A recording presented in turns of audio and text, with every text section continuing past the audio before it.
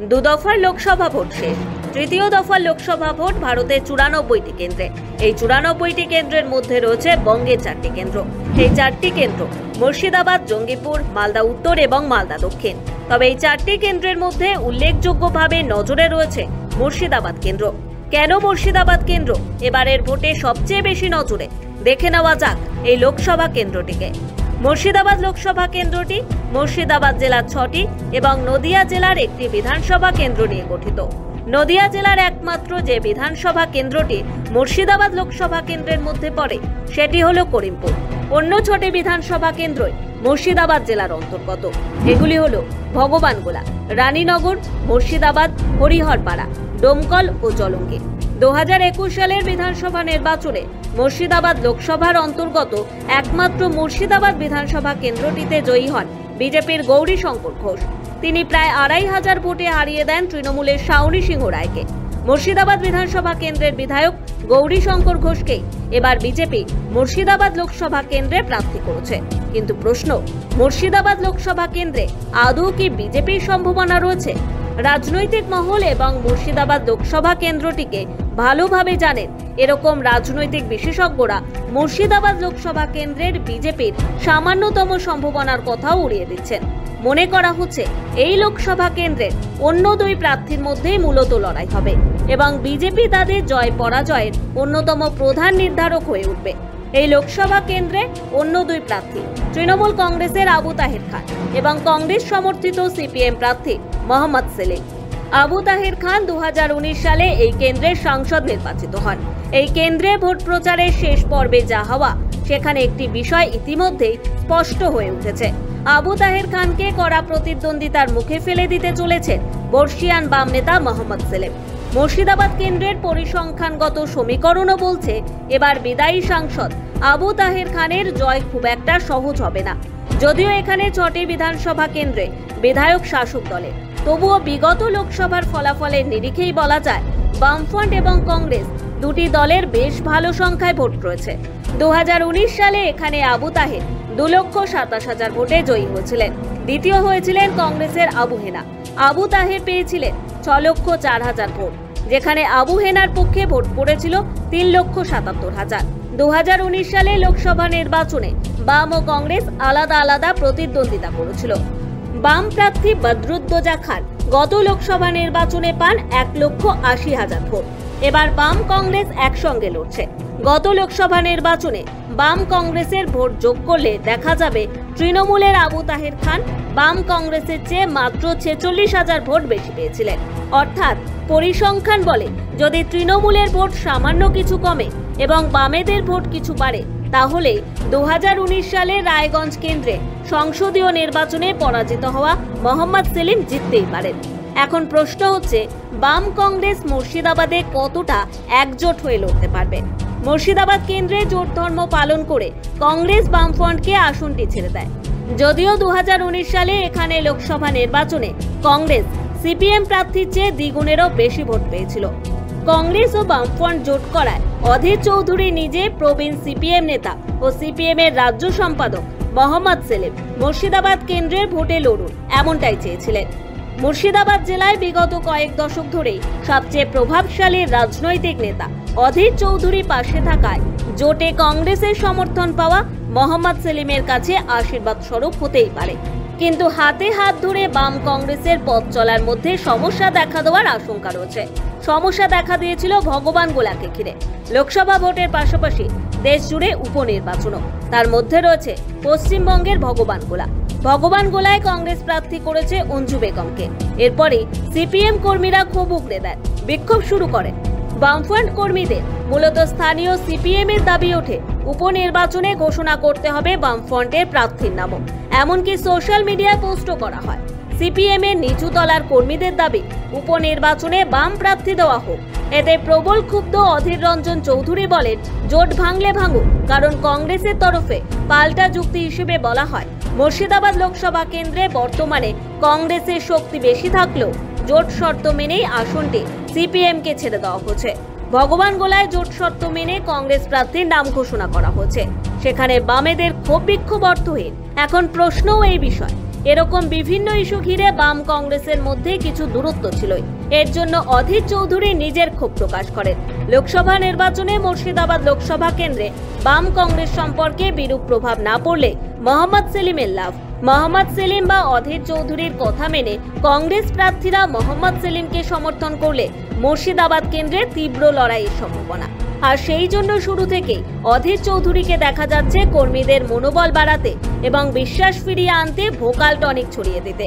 তার বক্তব্যে তৃণমূলকে আক্রমণ করার পাশাপাশি একযোগে বাম কংগ্রেসের যৌথ শক্তির কথা জাহির করতে ছাড়ছেন না।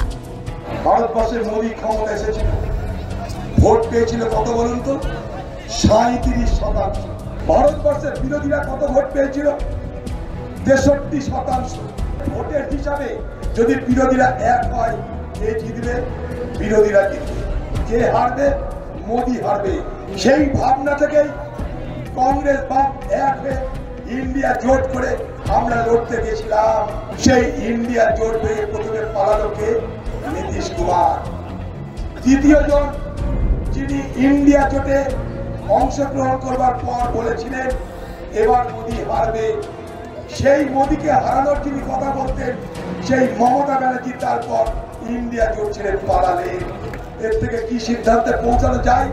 যখন মোদী চিন্তিত, তখন মোদীকে চিন্তামুক্ত করছে বাংলার আমার আপনার ভোট দিয়ে জেতানো বাংলার মুখ্যমন্ত্রী মমতা ব্যানার্জি। সে কি বলছে? সে বলছে আমি ইন্ডিয়া জোটে থাকবো না। কেন?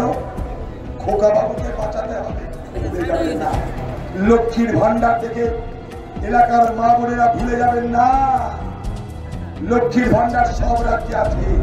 কংগ্রেস এবং বাম এর আগে যখন ইউপিএ 1 সরকার ছিল, কংগ্রেস এবং বামের সরকার, সেই সরকার আইন করেছিল 100 দিনের, মনে করে দেখবে সেই 100 দিনের কাজ আজ গ্রামে গ্রামে চালু আছে।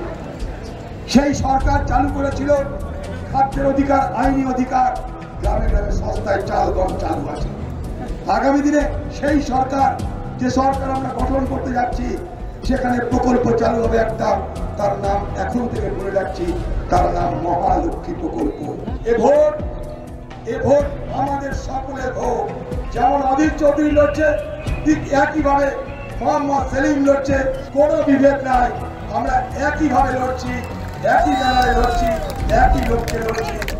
কোথাও মুর্শিদাবাদের কোথাও, এই মুর্শিদাবাদ লোকসভার কোথাও যেন মোহাম্মদ সেলিমকে জেতানোর জন্য কংগ্রেস কর্মীদের কর্তব্যের কোনো ত্রুটি নাই।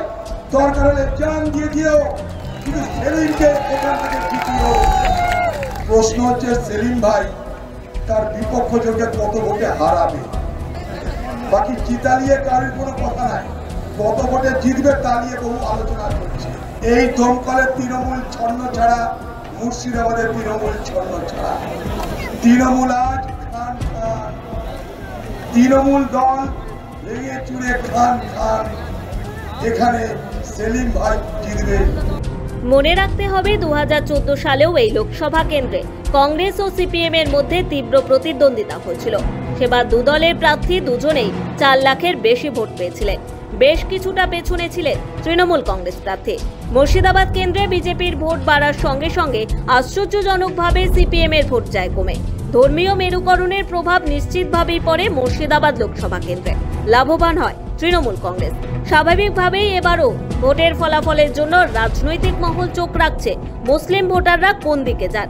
মাথায় রাখতে হবে 2019 সালে লোকসভা নির্বাচনের পাওয়া তথ্য অনুযায়ী মুর্শিদাবাদ লোকসভা কেন্দ্রের প্রায় 69% ভোটার ছিলেন মুসলিম। মুর্শিদাবাদ লোকসভা কেন্দ্রের মধ্যে জলঙ্গি, মুর্শিদাবাদ ও করিমপুর বাদ দিলে বাকি 4টি বিধানসভা কেন্দ্রে মুসলিম ভোটারের সংখ্যা প্রায় 80% বা তারও বেশি। ভগবানগোলায় মুসলিম ভোটার রয়েছে প্রায় 86%। ফলে স্বাভাবিকভাবেই মনে করা হচ্ছে বিজেপি মুর্শিদাবাদ লোকসভা কেন্দ্রে ভোট কাটাকাটির অঙ্কে নির্ধারক ভূমিকা হয়তো নিতে পারে, কিন্তু জয়ের কোনো সম্ভাবনাই বিজেপির দেখা যাচ্ছে না। আর এখানেই প্রবল হয়ে উঠছে বামেদের আশা। 2019 সালে বামেদের ভোট 21% কমেছিল এই কেন্দ্রে। কংগ্রেসের ভোট কমেছিল মাত্র 5%।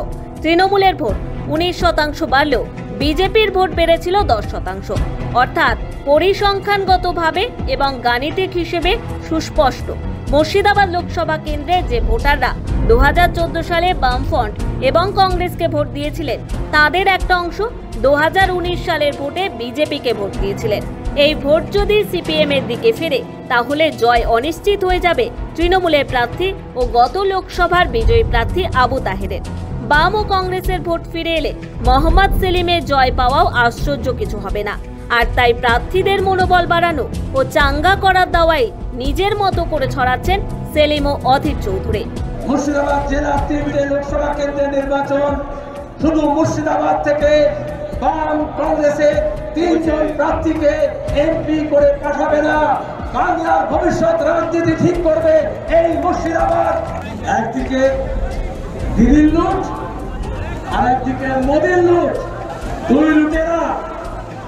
সেই দুই লুটেরার বিরুদ্ধে লড়াই। আর আমরা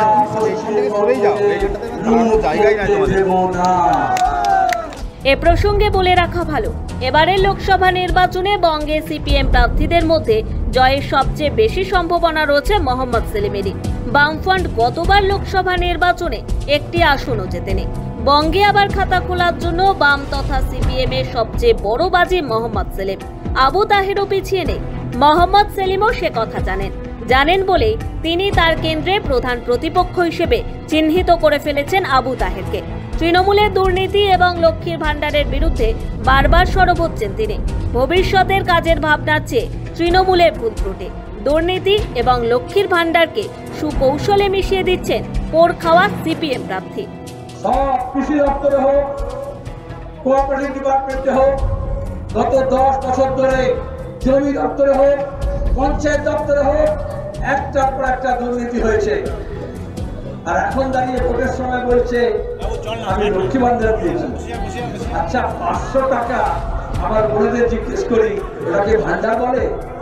আরে ভাণ্ডার তো যেটা পার্থ চ্যাটার্জির বান্ধবীর ঘর থেকে টাকার পাহাড় বেরিয়েছিল, ওইটাকে ভাণ্ডার বলে। আর এটাকে ভাড় বলে। যদি চোরদের ধরি আর চুরি আটকাই, যারা 500 পাচ্ছে তারা 5000 পাবে।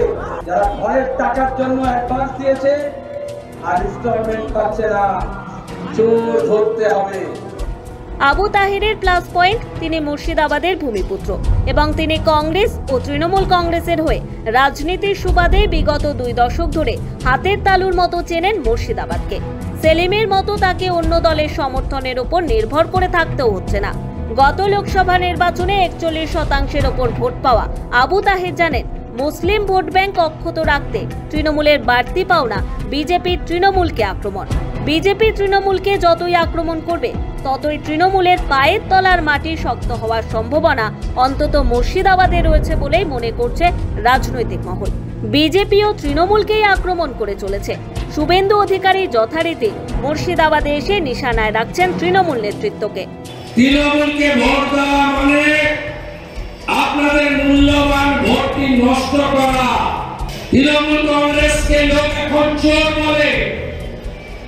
এই পার্টিটা আপাদমস্তক দুর্নীতিগ্রস্ত একটি পার্টি, যারা গরিব কল্যাণে, মানব কল্যাণে রাজ্য এবং কেন্দ্রের সমস্ত স্কিমের টাকা চুরি করেছে। তৃণমূলের কি ক্যাপিটাল দুটো, একটা হলো বিভাজনের রাজনীতি করা। প্রচুর সংখ্যালঘু এই এলাকায় বসবাস করেন। আপনারা হলেন মমতা ব্যানার্জির কাছে ট্যাক্স পাতা, শুনে রাখুন। আর ভারতীয় জনতা পার্টি শুধু হিন্দুদের পার্টি নয়, ভারতীয় জনতা পার্টি ভারতীয়দের পার্টি। অন্যদিকে আবু তাহেরের প্রচারের অঙ্গ রাজ্য সরকারের বিভিন্ন প্রকল্পের রূপায়ণ এবং এমপি ল্যাডে যথাযথ অর্থ খরচ। ভোটের আগে অন্তর্দ্বন্দ্ব যাই থাকুক, একজোট হয়েই লড়ছে তৃণমূল। আবু তাহেরের বিরুদ্ধে সরব হলেও হরিহরপাড়া তৃণমূল বিধায়ক নিয়ামত শেখ তার হয়েই লোকসভা নির্বাচনে প্রচার করছেন। মুর্শিদাবাদ লোকসভা কেন্দ্রের বাকি বিধায়কদের সঙ্গে থাকা আবু তাহেরের শক্তি বাড়াচ্ছে। দীর্ঘ অসুস্থতা কাটিয়ে তিনি মাঠে ময়দানে দৌড়লেও তিনি মনে করেন যা কাজ করেছেন তিনি, তারপরে আর দৌড়ানোর প্রয়োজন পড়ে না। যে মুর্শিদাবাদে এবার তিনটে সিটেই তৃণমূল কংগ্রেসের প্রার্থীরা বিপুল ভোটে জয়ী। সবাই তো পাশে আছে, এমএলএরা তো বাইরে নাই। সমস্ত এমএলএরা, সমস্ত জনপ্রতিনিধিরা, সমস্ত প্রধানরা, পঞ্চায়েত সমিতির সমস্ত কর্মকর্তারা, জেলা পরিষদের সভাধিপতি থেকে আরম্ভ করে সমস্ত কর্মকর্তারা, পার্টির বুথ সভাপতি, বুথের কর্মী। আপাত দৃষ্টিতে অ্যাডভান্টেজ আবু তাহের হলেও মোহাম্মদ সেলিমও অঘটন ঘটানোর ক্ষমতা রাখেন। তবে তার জন্য বাম কংগ্রেস থেকে সরে যাওয়া ভোট ফিরতে হবে তাঁদের ঝুলিতে। সব মিলিয়ে মুর্শিদাবাদ লোকসভা কেন্দ্রে সিপিএম তৃণমূল টক্কর কাঁটায় কাঁটায়। পুরন্দর চক্রবর্তী এবং চুমকি সূত্রধরের রিপোর্ট, সময় কলকাতা।